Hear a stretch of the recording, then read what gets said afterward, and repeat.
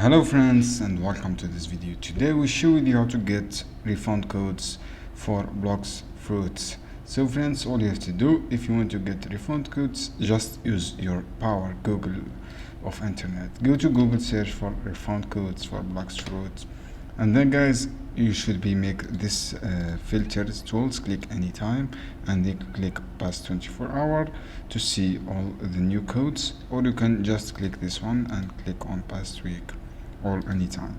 So guys, just scroll down and you see, for example, this one 2 days ago. Just click this one and you can use these codes. It is all freshly codes, guys. You can see here codes.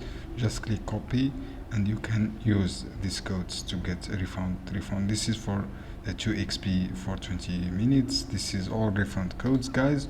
You can use on to get refunds. So guys, this is some codes. I hope this video helpful for you. Don't forget to give like and share this video for